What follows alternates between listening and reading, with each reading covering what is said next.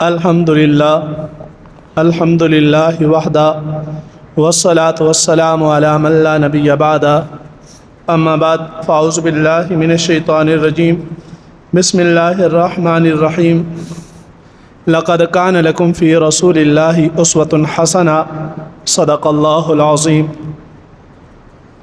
اسلام ایک مکمل ضابطہ حیات اور دین ہے۔ مذہب کے معنی محدود ہوتے ہیں اور دین کے معنی وسیع ہیں۔ اسلام دین ہے، یعنی زندگی کے ہر شعبے کے اندر رہنمائی کرتا ہے۔ علماء نے لکھا کہ دین کے 5 بڑے شعبے ہیں۔ پہلا شعبہ عقائد کا ہے، دوسرا عبادات، تیسرا معاملات، چوتھا اصلاح باطن اور 5 آداب معاشرت۔ یعنی عمومی طور پر عوام کی نظر زیادہ تر عبادت کے اوپر ہوتی ہے۔ لوگوں کا خیال یہ ہے کہ دین یہ ہے کہ آدمی نماز پڑھے، روزہ رکھے اور مال آ جائے زکوٰۃ دے یا صاحب استطاعت حج ادا کرے، بس یہ کل دین ہے اور اسی کو کل دین سمجھتے ہیں۔ اور کچھ لوگ یہ سمجھتے ہیں اس کے ساتھ کہ نہیں، عقائد کا درست ہونا بھی ضروری ہے کہ آدمی کو توحید، رسالت اور یہ چیزیں پتہ ہونی چاہیے کہ میں عبادت کیوں کر رہا ہوں اور عبادت کس لیے کر رہا ہوں، اور عبادت میں نیت کیا ہونی چاہیے، یعنی وہ چیزیں جو عقائد کے ساتھ تعلق رکھتی ہیں۔ کچھ لوگ جو زیادہ دیندار ہیں یا علماء ہیں وہ اس طرف توجہ دیتے ہیں کہ انسان کے معاملات بھی دین کے مطابق ہونے چاہیے، اور زیادہ تر یہاں تک کا ہی دین کا شعبہ سمجھا جاتا ہے کہ آدمی کا کسی کے ساتھ لین دین اور معاملات دین کے مطابق ہونے چاہیے، یعنی وہ ناپ تول کے اندر کمی نہ کرے، جس وقت کا کسی سے وعدہ کرے اس وعدے پر عمل کرے اور لین دین میں درستگی اختیار کرے، بس یہی دین ہے۔ میں صبح پڑھ رہا تھا تو ایک ہمارے بزرگ ہیں کراچی میں، ان کے بارے میں کہ انہوں نے کسی سے پوچھا کہ زندگی کیسی گزر رہی ہے، کہا بس اللہ پاک کا بڑا کرم اور فضل ہے کہ دین کے ساتھ ہی جڑے ہوئے ہیں، مسجد ہے، مدرسہ ہے، بس کچھ طلباء کو پڑھانا ہوتا ہے، کچھ لوگوں کو واعظ و نصیحت ہے۔ کہا یہ ساری چیزیں تو درست ہیں، لیکن آپ یہ بتائیں آپ اصلاح نفس کے لیے کیا کرتے ہیں، اپنے لیے کیا جمع کیا۔ ایک واقعہ اس میں اور بھی آتا ہے، حکیم اختر صاحب کراچی میں ایک بہت بڑے بزرگ گزرے ہیں، تو وہ کہتے ہیں کہ ان کے بارے میں کہ طلباء کے ساتھ کہیں سفر کر رہے تھے تو راستے میں پیٹرول پمپ پہ گاڑی رکی، پیٹرول ڈلوا رہے تھے تو وہاں ایک ٹینکر آیا اور ٹینکر بھی آ کر رکا اور اس نے بھی پیٹرول ڈلوایا۔ تو حضرت اپنے شاگردوں سے کہنے لگے کہ آج اس ٹینکر کو دیکھ کر، آئل ٹینکر کو دیکھ کر آپ نے کوئی سبق حاصل کیا؟ طلباء کی عادت ہوتی ہے، وہ کہتے ہیں استاد جی آپ بتائیں۔ کہنے لگے کہ دیکھو اس میں کتنا بڑا سبق ہے کہ اس ٹینکر میں 50,000 لیٹر پیٹرول ہے، اور 50,000 لیٹر پیٹرول میں سے اگر ہر گاڑی میں 10 لیٹر بھی ڈالا جائے تو 5,000 گاڑیوں کو 100 کلومیٹر تک کم و بیش یہ چلا سکتا ہے، یعنی 5,000 گاڑیوں کو 100 کلومیٹر تک یہ آئل ٹینکر جو اس کے اندر پیٹرول ہے یہ چلا سکتا ہے۔ لیکن خود اس کو چل کے جانے کے لیے پیٹرول پمپ سے پیٹرول ڈلوانا پڑتا ہے۔ یہی حال ہے آدمی کا کہ بسا اوقات انسان دوسرے لوگوں کے لیے بڑا اچھا فائدے کا ذریعہ بنتا ہے، درس و تدریس کا معاملہ کرتا ہے، لوگ اس سے فائدہ بھی حاصل کر لیتے ہیں، لیکن یہ آدمی خود پکڑا جائے گا کیونکہ اس پر تو نظر رہی کہ میں لوگوں کی اصلاح کروں، لیکن کبھی اپنی اصلاح کے بارے میں سوچا ہی نہیں۔ تو اپنی اصلاح الگ سے ضروری ہے، اپنی عبادات، اپنے معاملات کی درستگی انتہائی ضروری ہے۔ اس میں عمومی طور پر لوگوں میں کوتاہی ہوتی ہے۔ آپ گھر کے اندر بھی دیکھیں، ہم اپنے بچوں سے یہ ضرور کہتے ہیں کہ بیٹا جھوٹ نہ بولنا، لیکن کتنے لوگ ایسے ہیں جو خود ہمیشہ سچ بولتے ہیں، جو جھوٹ نہیں بولتے۔ ہم اپنے بچوں سے یہ تو کہتے ہیں کہ نماز پڑھا کرو، کتنے لوگ ایسے ہیں کہ جو خود بھی نماز پڑھتے ہیں۔ ہم بچوں سے یہ تو امیدیں رکھتے ہیں کہ اپنی نظروں کی حفاظت کرنی ہے، لیکن آدمی سوچے کہ بڑے کتنے ہیں جو اپنی نظروں کی حفاظت کرتے ہیں۔ اب ہر عورت یہ امید رکھتی ہے کہ جہاں میں بیٹی کی شادی کر رہی ہوں وہ لوگ بڑے اچھے ہوں، کبھی اس پر توجہ نہیں کرتے کہ ہم اپنی بہو کے ساتھ کتنی اچھی ہیں۔ ہم یہ چاہتے ہیں کہ سارے لوگ جو ہے نا وہ ہماری بیٹی یا ہمیں نہ دیکھیں، عورت چاہتی ہے، لیکن وہ یہ نہیں سوچتی کہ ہم نے اپنے بیٹے کو کتنی دفعہ کہا ہے کہ بیٹا اپنی نظروں کی حفاظت کرنا، کسی کی بیٹی یا بہن کی طرف نہ دیکھنا۔ ہم نے خود اس پر کتنا کام کیا کہ اپنی اولاد کی اچھی تربیت کی ہو۔ تو یہ چیزیں عمومی طور پر کوتاہی کا باعث رہتی ہیں۔ اصلاح نفس کی طرف توجہ نہیں دی جاتی۔ اچھی باتیں سارے لوگ کرتے ہیں، اچھی باتیں آتی بھی سب کو ہیں، لیکن عمل کے معاملے میں اچھی باتوں کو عمومی طور پر چھوڑ دیا جاتا ہے۔ حالانکہ جو آخرت کے معاملات ہیں، آخرت کے معاملات کے بجائے خوشگوار زندگی ہی کیوں نہ لے لیں، وہ عمل سے وابستہ ہے۔ آپ ہر وقت کہتے رہیں کہ چوری نہیں کرنی، اپنی گاڑی پر بھی لکھ کے لگا دیں چوری نہیں کرنی، گھر کے اوپر بڑا بینر بھی لگا دیں چوری نہیں کرنی، دکان کے اوپر بھی حدیث بھی لکھ کے لگا دیں کہ جس نے ملاوٹ کی وہ ہم میں سے نہیں ہے، لیکن آدمی خود ملاوٹ کرتا رہے اور وہ یہ سوچے کہ معاشرہ درست ہو جائے گا سارا، تو ایسا نہیں ہو سکتا۔ آپ کو بہرحال اس کے لیے کوشش عملی طور پر کرنی ہی پڑے گی۔ جب اپنی عملی کوشش بہتر ہوگی تو پھر انشاءاللہ وہ معاشرے کے لیے فائدے کا ذریعہ بنے گا۔ تو اصلاح نفس بہت ضروری ہے۔ اب یہ جو اصلاح نفس ہے نا، یہ کیسے کی جائے، یہ بھی ایک اہم بات ہے جس کی طرف عمومی طور پر توجہ نہیں ہوتی۔ اصلاح نفس دیکھیے، اللہ نے اپنے نبی پاک صلی اللہ علیہ وسلم نبیوں کو جب بھیجا تو یوں فرمایا کہ ہم نے مومنوں کے اوپر احسان کیا کہ ان کے اوپر رسول، ان کے اندر رسول بھیجا جو ان میں سے ہے، وَيُعَلِّمُهُمُ الْكِتَابَ، جو ان کو کتاب کی تعلیم دیتا ہے، وَالْحِکْمَةَ، اور حکمت کی تعلیم دیتا ہے، وَيُزَكِّيهِمْ، اور ان کا تزکیہ کرتا ہے۔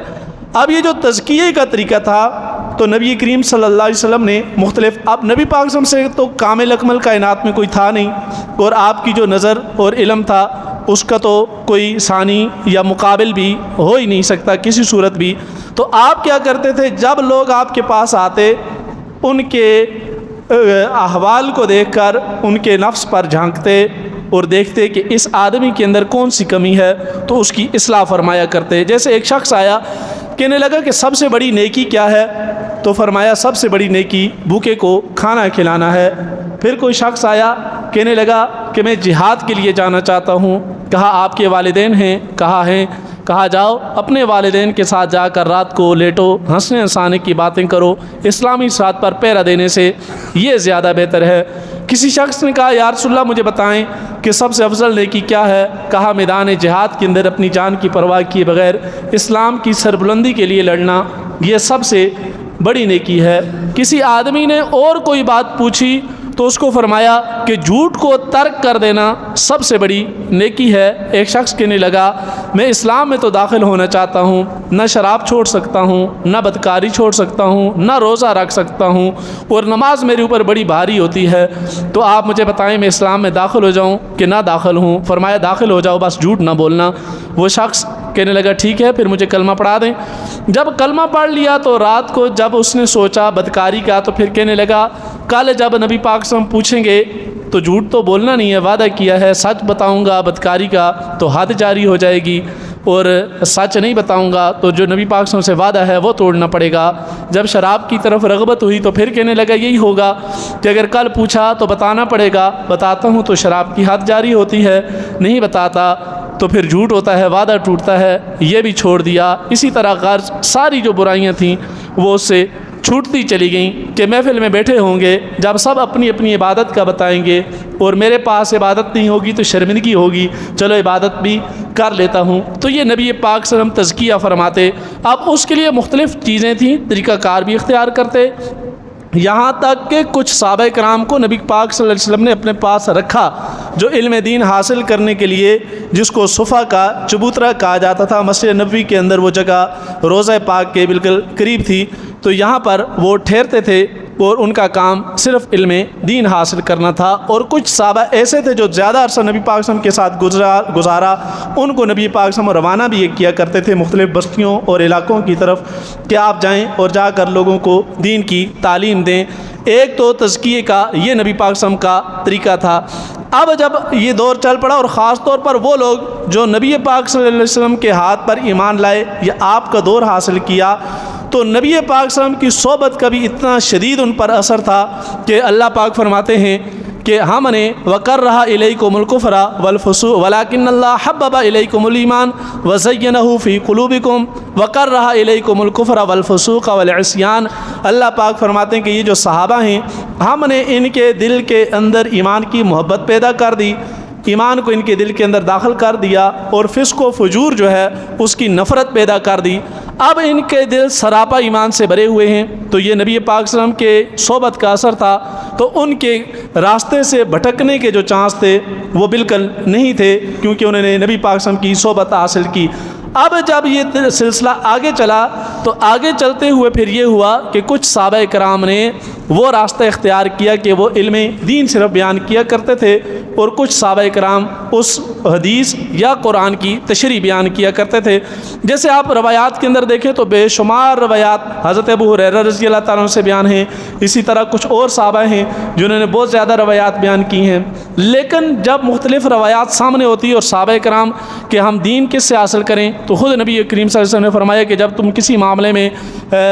پریشان ہو جاؤ تو یہ عبداللہ ابن عباس ہیں، یہ عبداللہ ابن مسعود ہیں، یہ معاذ بن جبل ہیں، اور یہ دیگر صحابہ کی طرف زید بن ثابت ہیں، آپ ان سے رہنمائی لے لیا کریں۔ تو یہ وہ صحابہ تھے جو اس میں نبی پاک صلی اللہ علیہ وسلم کی حقیقی منشا اور یہ چیزیں بیان کیا کرتے تھے۔ یعنی کچھ صحابہ صرف دین کو آگے پہنچاتے، اور کچھ صحابہ کیونکہ نبی پاک صلی اللہ علیہ وسلم کے کمالات تو اب سارے صحابہ میں تقسیم ہوئے نا، ان جیسا تو کوئی نہیں ہو سکتا تھا، وہ دین بھی بیان کرتے تھے، تزکیہ بھی کرتے تھے، آگے لوگوں میں اتنی صلاحیت نہیں تھی تو وہ دین بیان کرتے اور کچھ تزکیہ کرتے۔ یہ امت کے اندر سلسلہ چلتا رہا یہاں تک کہ فقہا نے دین کو فقہ کی صورت میں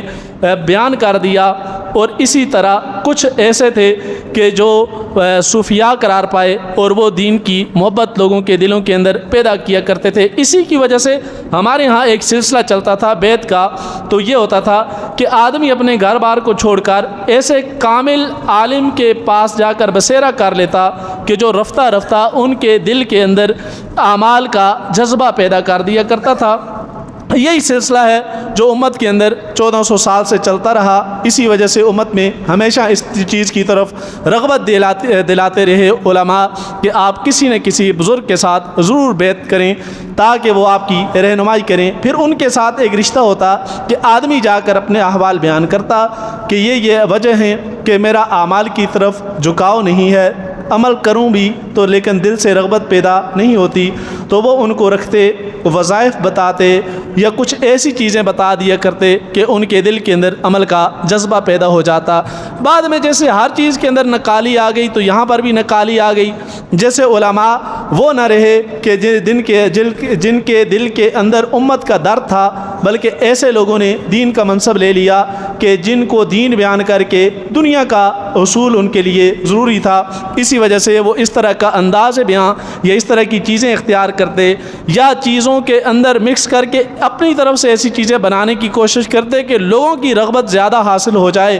تو جو دین کا حقیقی صورتحال تھی وہ بیان کرنے سے وہ رہ گئے۔ ایسے ہی کچھ لوگ ایسے بھی تھے جنہوں نے باپ دادا سے وہ گدی لے لی، نشست لے لی صوفیاء والی، لیکن وہ حقیقی طور پر خود بھی درست نہیں تھے، ان کے اپنے دلوں کے اندر اعمال کی محبت نہیں تھی۔ یہاں تک کہ یہ سلسلہ امت میں آ پہنچا کہ وہ شخص جس نے کبھی نماز نہیں پڑھی لوگ اس کو بھی پیر صاحب سمجھتے ہیں، وہ آدمی جو نہاتا ہی نہیں ہے اس کو بھی پیر صاحب سمجھتے ہیں، حتیٰ کہ لوگوں نے پیری کا یہ معیار بنا لیا کہ جس کے بالوں میں کبھی کنگھی نہ کی گئی ہو، جس نے کبھی غسل نہ کیا ہو، جو بالکل کبھی نماز کے قریب تک نہ گیا ہو، یہی پیر ہے۔ اور لوگوں نے اس کے ساتھ ایک چیز اور مکس کر دی کہ پیر تب تک نہیں ہوتا جب تک وہ دم نہ کرے، جب تک وہ تعویذ نہ کرے، تو اس طرح کی چیزیں اس کی طرف بنا لیں تو یوں پھر وہ راستے سے گزر گئے، ہٹ گئے، اور جو حقیقی لوگ تھے اصلاح باطن والے وہ معاشرے کے اندر مفقود ہو گئے۔ جب وہ باقی نہ رہے تو پھر انسان کیا کرے؟ انسان کی ضرورت تو جو کی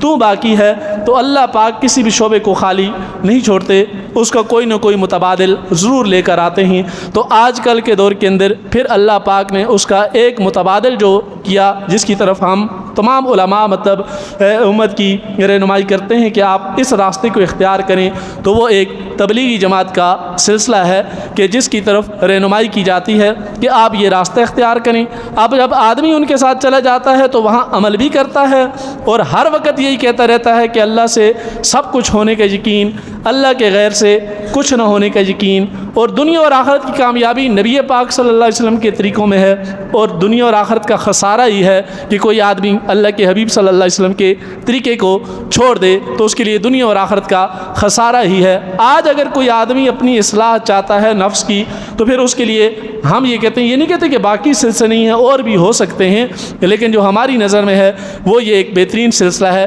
کہ جس میں آدمی کی اتنی اصلاح ہو جاتی ہے کہ جب وہ واپس آتا ہے، ایک تو وہ دین پر عمل کرنے والا ہوتا ہے، وہاں اس کا ایمانی جذبہ بھی بڑھ جاتا ہے۔ تو اس راستے کو اختیار کیا جائے، اور اس کے اندر جب آدمی چلتا ہے تو ایک تو اس کی برکات بھی حاصل ہوتی ہیں، اور جب تک اس کو عملی طور پر دیکھتا نہیں ہے اس وقت تک آدمی کے دل کے اندر وہ چیزیں سمجھ نہیں آتی، تو آدمی سوچتا ہے یہ کیا ہے یا کیا نہیں ہے، لیکن جب تک آپ اس کو اندر سے دیکھیں گے نہیں تو آپ اس کے حقیقی نہ تو ثمرات کو دیکھ سکتے ہیں اور نہ ہی اس کو سمجھ سکتے ہیں۔ اب اس سلسلے میں ایک تو یہ ہے کہ انفرادی طور پر یا محلے کی سطح پر جماعتوں کی ایک صورت ہوتی ہے،